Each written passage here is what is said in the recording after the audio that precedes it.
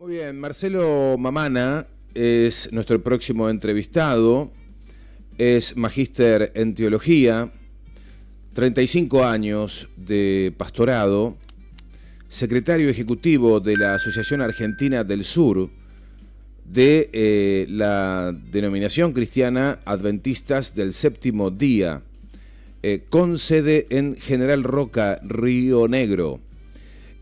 Además, Marcelo Mamana tiene una particularidad, que es mi cuñado. Está casado con mi hermana. Por lo tanto, lo conozco de toda la vida, Marcelo. De toda la vida. Éramos los dos muy jóvenes, muy jovencitos.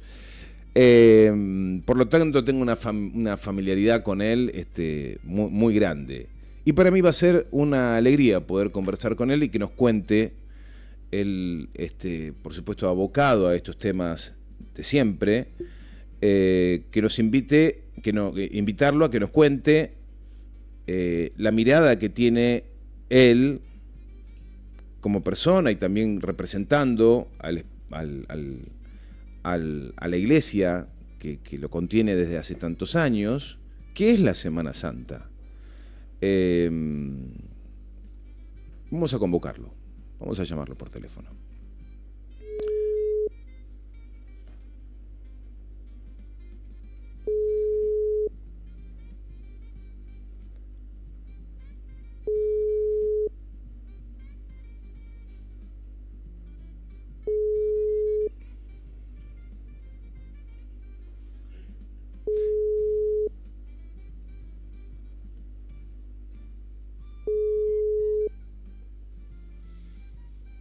Marcelo Mamana, magíster en teología, 35 años de pastorado.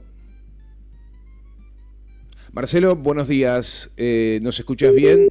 No, ahí está. No, todavía no. Hola. Hola, Marcelo, ¿nos escuchás? Te habla Sergio, ¿cómo estás? ¿Cómo estás, Sergio? Pero bien, vamos a ver si podemos tener una buena comunicación. Si no, se nos corta la comunicación. ¿Vos nos escuchás bien?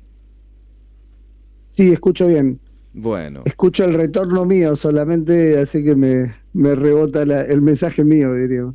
Bueno, vamos a ver si podemos pulir eso.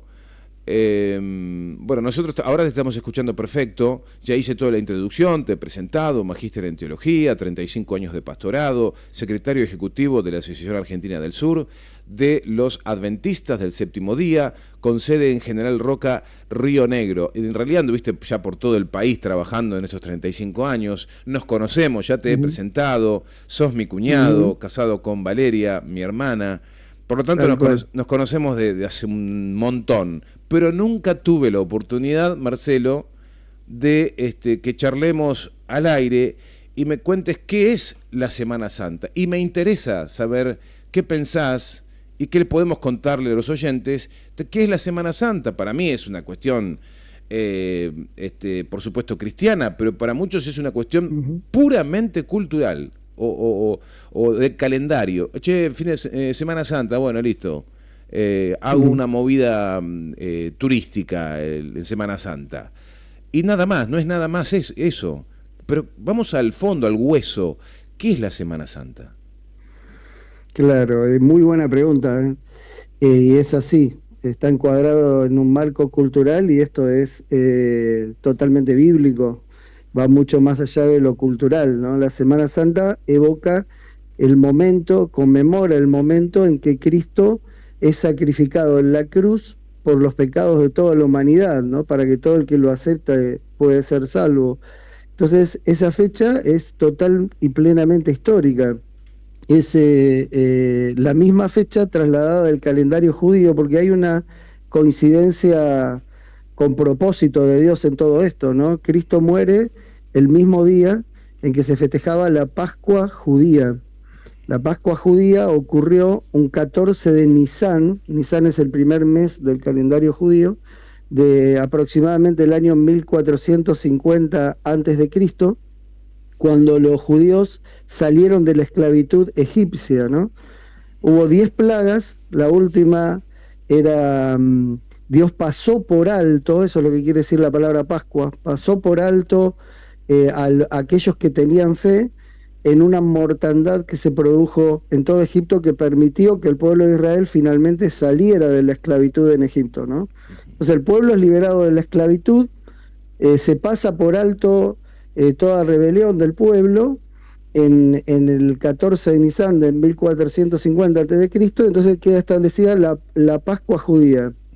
Esto era un símbolo del que iba a venir a morir por nosotros, nuestra verdadera Pascua, que es Cristo, como dice la Biblia, y murió precisamente un día 14 de Nisan del año 31 después de Cristo. Entonces, de ahí en adelante, siempre los cristianos recordamos ese sacrificio que da sentido a nuestra vida, porque si esta vida terminara en la muerte no tiene ningún sentido. Entonces, ese sacrificio tan importante que fue realizado el 14 de Nisan se festeja en esta época. En el calendario nuestro cae marzo y abril, ¿no? El paralelismo del 14 de Nisan del calendario judío cae entre marzo y abril, por eso varía un poco la fecha en nuestro calendario, pero para nada es cultural, es totalmente religiosa, es emblemática, es un motivo y un tiempo de gratitud para nosotros, poner nuestros pensamientos y nuestra mirada en Cristo para agradecer semejante sacrificio de Él que siendo Dios se hizo un hombre para pagar la deuda del pecado, ¿no? O sea que la Semana Santa, a medida que vas narrando cuál es el origen, uno piensa en los días más angustiantes, ¿no?, que pudo haber vivido Jesús en la tierra, que son aquellos días donde ya se lo llevó al Calvario, ¿no? Se lo crucificó. Son días realmente de una profunda angustia. Tal cual, ¿sí? Tal cual. Mirá qué profunda que fue, que momentos antes, cuando él está en el Getsemaní orando para pasar este momento, porque él vino 100% humano, sin ventaja, ¿no? Dejó su dignidad velada en el cielo. Entonces él llegó a transpirar sangre. Eso médicamente puede ocurrir solamente en el caso de una angustia profunda y de un peso terrible que esté sobre nosotros, ¿no? Una transpiración manchada de un color tipo sangre, ¿no?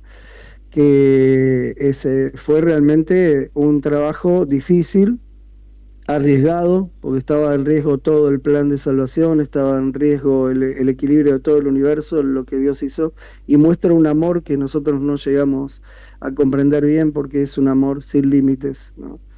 Es algo, como vos decís, muy, muy importante.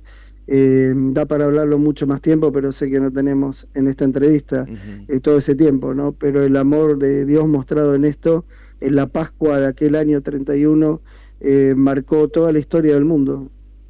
O sea que es así, ¿no? Y es tan importante Cristo que marcó el antes y después de Cristo para todas las comunidades ateas, musulmanas, lo que sea, todo el mundo se rige en el calendario por el antes y después de Cristo, así que fíjate qué importante fue la presencia de Cristo entre nosotros, ¿no? O sea que tenemos que relacionar ese antes y después de Cristo con la Semana Santa. No con la Semana Santa, no, yo capaz que hablando se dio para confundir, porque antes y después de Cristo se establece en cuanto al nacimiento de Cristo, está en la muerte de Cristo, pero digo la importancia de la venida de Cristo, que culminó con su muerte en la cruz. ¿sí? Ahí está. Bueno, entonces, el mensaje que le podemos llevar a los oyentes, muchas veces nos agarra distraído este tema, ¿no? Distraído porque nadie tiene la mala voluntad de, por ejemplo, faltarle respeto a un momento, una fecha cristiana tan sagrada. Y lo que me parece que nos ocurre muchas veces, que es la falta de información o la falta de concientización o la forma correcta de entrar en la Semana Santa con el conocimiento, con conocimiento cabal de lo que significa. Hasta a mí me cuesta entender porque, bueno, en algún momento estuve dentro de una iglesia, ¿no?, donde mantenés calientes esas brasas cerca del fuego, están calientes, pero cuando vos salís de la iglesia, dejás de participar de reuniones de manera periódica y demás, te vas enfriando, esas brasas se alejan del fuego y se empiezan a enfriar. Entonces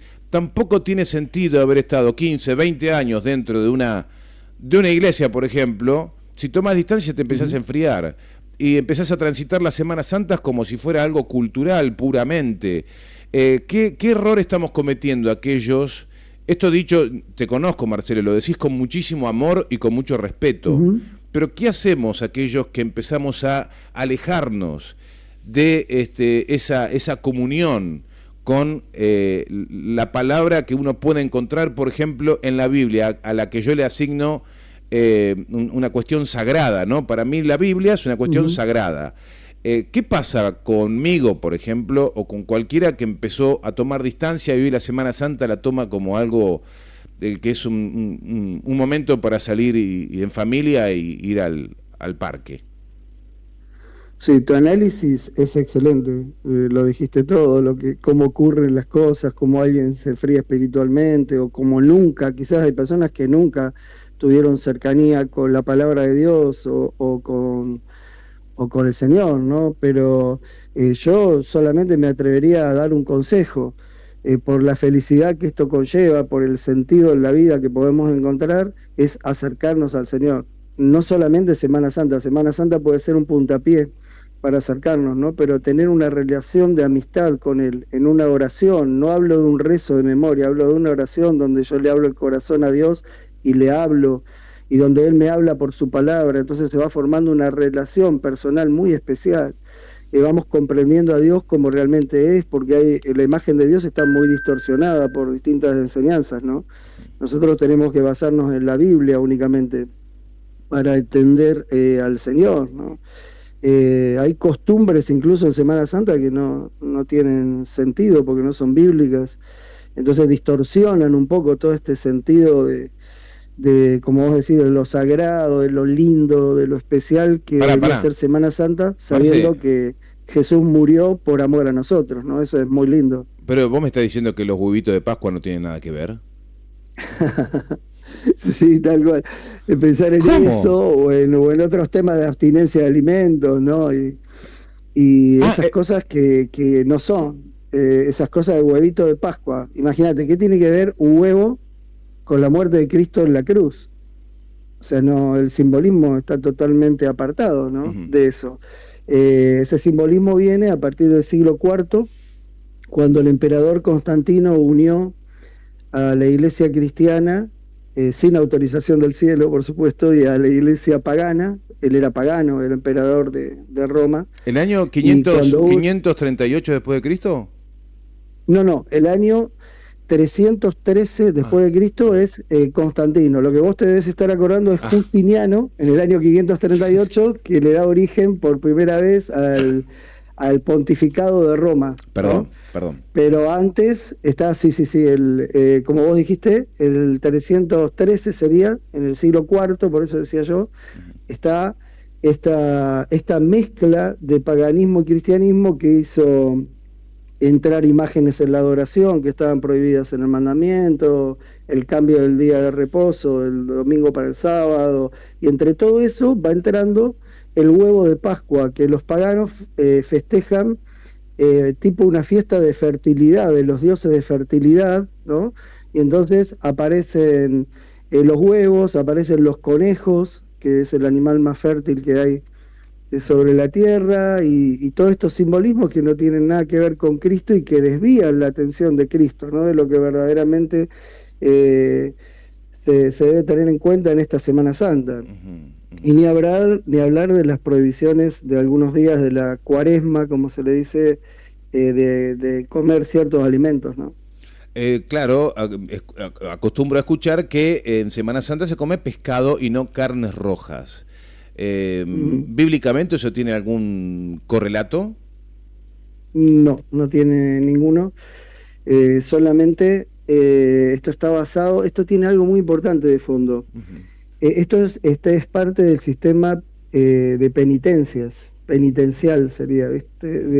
De la Iglesia Romana. Entonces, en ese sistema de penitencias, vos siempre tenés que hacer algo que te duela o privarte de algo para pagar por un pecado que vos hiciste. Y entonces privarte de carne es como que a Dios le agradaría, si a vos te gusta la carne, que no comas carne y estés sufriendo por no comerla esos días, ¿no? Algunos dicen y se inventan muchas cosas, que en base a que Cristo dio su cuerpo, ¿no? Entonces no comamos la carne, que es símbolo de su carne y esas cosas, pero eso no es bíblico. Eh, y entonces pasa a ser todo este relato parte de un sistema de Dios va sumando obras a favor o en contra, y esa no es la enseñanza de la Biblia. La Biblia enseña que la salvación es por la fe. Lo enseñaba también el viejo sistema, el antiguo sistema del santuario, que enseñaba el plan de salvación. Ahí no había ninguna obra específica. Ahí la fe en el Cordero que era sacrificado, que era Cristo, precisamente en Pascua, Él nos daba la salvación. Cuando confesábamos nuestros pecados, nos arrepentíamos, confesábamos nuestros pecados y hacíamos un pacto de amistad con Él. Eso es salvación por fe. La penitencia viene de una salvación por obra. Yo tengo que orar de memoria, rezar de memoria 15 veces algo para que Dios me perdone, o caminar hasta lo que me duelan los pies y me salgan ampollas a tal santuario para que Dios me perdone, o orar arriba del maíz como te hacían de castigo antes. Y bueno, y esas cosas no, o sea, yo tengo que sufrir para que Dios me perdone, y eso no es así. No, la salvación no es por obras, es por fe. Mientras te voy escuchando, claro, un medio de comunicación como este abre, por supuesto, a sus oyentes del más amplio espectro, ¿no? Y pensaba, mientras te escuchaba, decía, esto es materia de un debate furibundo, con un montón de otras miradas, perspectivas que hay de un mismo Dios, de una misma Semana Santa, de un mismo planeta, de una misma humanidad, pero todos quizá dándole una mirada correspondiente a sus creencias, a sus tradiciones, etcétera, etcétera. Lo que estoy notando, Marcelo, es que vos lo que nos estás contando es básicamente asignándole muchísima importancia a los textos sagrados que son la Biblia.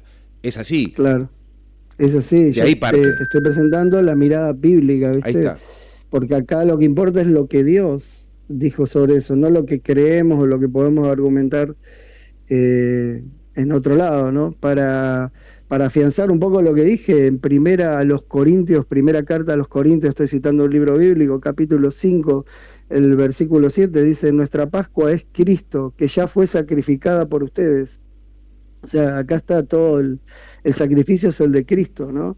Y ya fue hecho por nosotros. Ahí habla claramente de que la Pascua tiene el simbolismo en Cristo. Y después podría leer muchos más versículos, pero no tenemos tiempo. Pero sí, daría para un debate. No sé si furibundo, tendríamos que hacerlo cordialmente, en el marco de la cordialidad, pero tratando de llegar a la verdad de la Biblia, ¿no?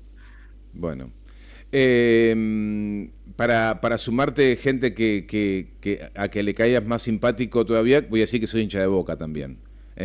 Ah, muy bien, muy Eso bien. te va a sumar muchísima gente que va a comentar abajo del video, che, bien por lo de Boca, no estoy de acuerdo con lo demás, pero bien por Boca. Y después, bueno, los hinchas de River lo verán con otros ojos. Pero estamos charlando con Valeria, que es mi hermana, la posibilidad de tener allí un flanco, alguna columna que hable de cuestiones que tengan que ver con la historia, ¿no? Con la historia desde la Biblia. ¿Qué historia nos cuenta la Biblia? ¿Quién es? ¿Viste? Por eso, Marcelo, si estás de acuerdo, en algún momento con Valeria arrancaremos con esa columna aquí en la radio, Claro que sí. con el riesgo, ¿no?, de que nos tiren cascotes, que nos tiren con alguna cosa, pero bueno, es historia, y bueno, y también abonando en una mirada en la que uno está convencido, ¿no?, de que, bueno, che, ¿por qué no podemos discutir eso? ¿Por qué está todo mal con la Biblia?